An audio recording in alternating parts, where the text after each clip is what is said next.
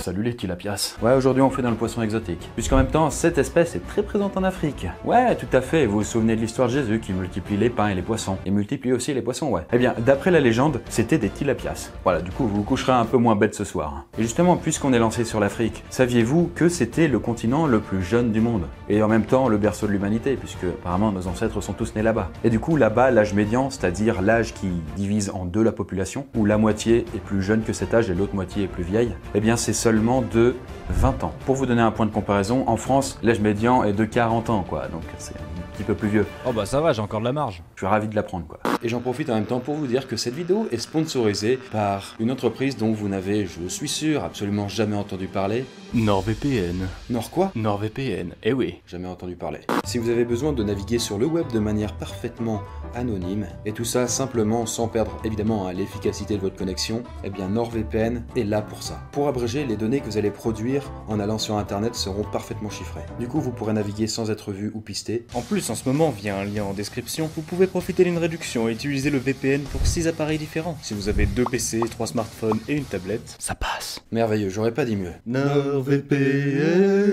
Rendez-vous sur nordvpn.com/poisson. Bon, on reprend. Et justement, puisqu'il est question de jeunesse, je vais laisser la parole à une version plus jeune de moi-même.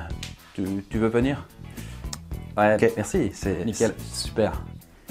Allez, casse-toi, va, dégage, casse-toi, va. Bref, c'est exactement la même chose, hein. Je veux dire, je suis pas beaucoup plus jeune, quoi. Vous me donnez quel âge? J'en ai 31, mais généralement, on peut m'en donner 5 de moins. Voilà, c'est un petit avantage, comme ça, quand j'en aurai 70, et bon, on me donnera 65, quoi, tu vois. Oui, parce que dans notre épisode du jour, l'humanité sera condamnée à ne connaître dans sa vie que les flammes du jeune âge. Et oui, imaginez qu'une redoutable malédiction ou un virus particulièrement vicieux nous condamne tous à mourir à l'âge de 30 ans. Alors du coup, je serais déjà mort. Eh mec, on t'a déjà dit qu'on s'en battait les couilles, hein? Ouais, merci. Donc voilà, oui, bon, on mourrait tous à l'âge fatidique de 30 ans. Comment s'adapterait l'humain? Comment s'adapterait-on à cette nouvelle durée de vie? Est-ce qu'on en serait capable?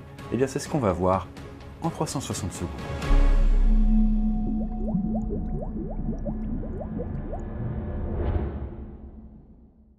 Bon, commençons par le commencement, les petits tilapias. On va partir sur un postulat très simple. Toutes les personnes qui ont 30 ans ou plus meurent.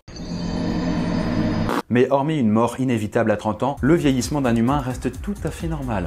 Oui.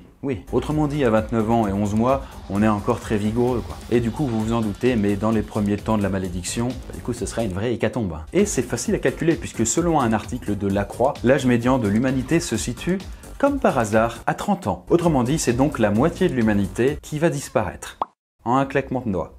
Merci Thanos. Soit à peu près 3,5 milliards de personnes. Et les générations vont alors se renouveler beaucoup moins rapidement, car si notre espérance de vie est réduite, le temps pour faire des enfants l'est lui aussi. Du coup, voilà, faut vous presser un petit peu, quoi. Après, tous les pays ne sont pas égaux. Par exemple en France, début 2019, selon Statista, les plus de 30 ans représentent à peu près 2/3 de la population française. Autrement dit, dans le cas de la France, ce seront à peu près 45 millions de personnes qui disparaîtront.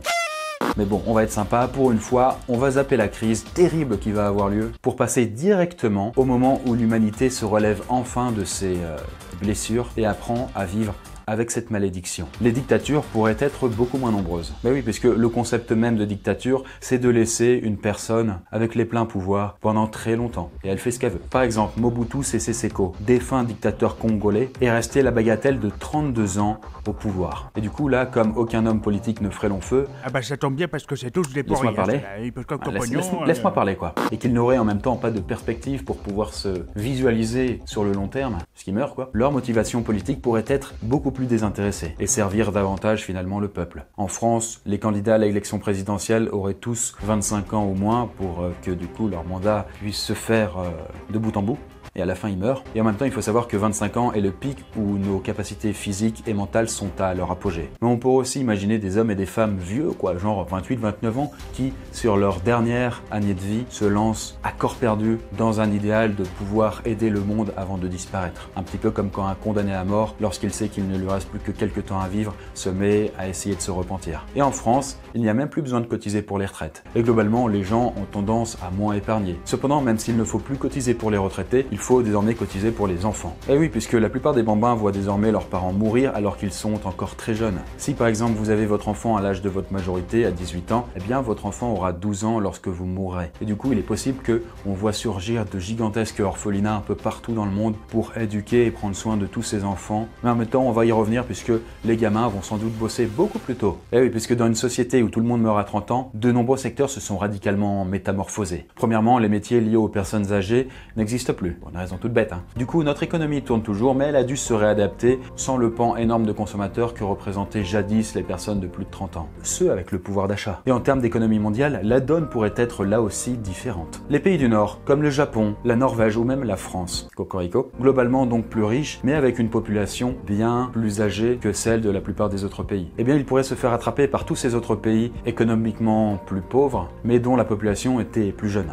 Et les secteurs qui se portent le mieux sont naturellement ceux qui font appel à une main-d'œuvre jeune. C'est par exemple le cas de tous les métiers du bâtiment, de la manutention ou même de la restauration rapide. Après, en même temps, il faut penser, métier du bâtiment, quel intérêt de construire des immeubles quand la moitié de la population mondiale est morte? Du coup, il faut imaginer que beaucoup de maisons et d'immeubles seront complètement laissés à l'abandon. Et du coup, le prix de l'immobilier, pouf. En revanche, bon, les métiers qui existent de longues études, hashtag médecine, bien là-dessus, ça risque d'être un petit peu délicat puisque les médecins vont exercer que quelques années avant de mourir. Et en même temps, ils font de longues études, dans l'idée aussi de pouvoir gagner bien leur vie.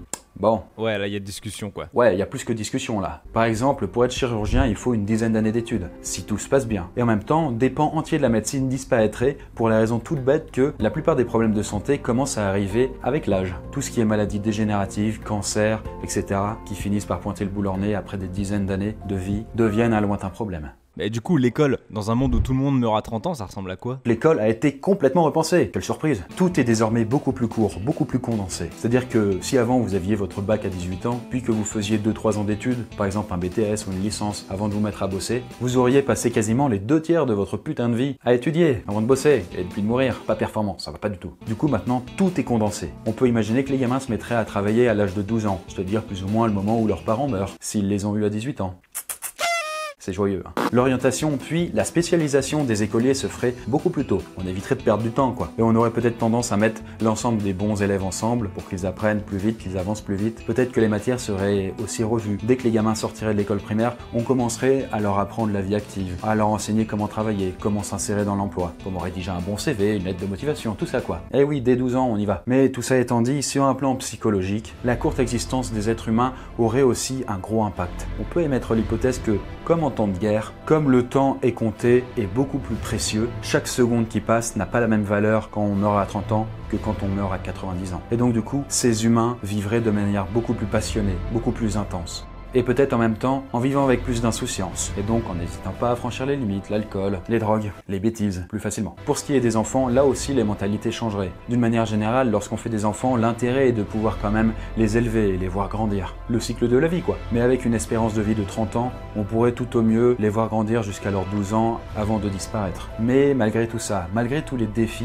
que l'humanité devrait relever, on peut supposer qu'après plusieurs générations, les mentalités humaines auront évolué et pourront mieux appréhender leur courte existence, et jusqu'à même pouvoir s'épanouir dans ce nouveau monde.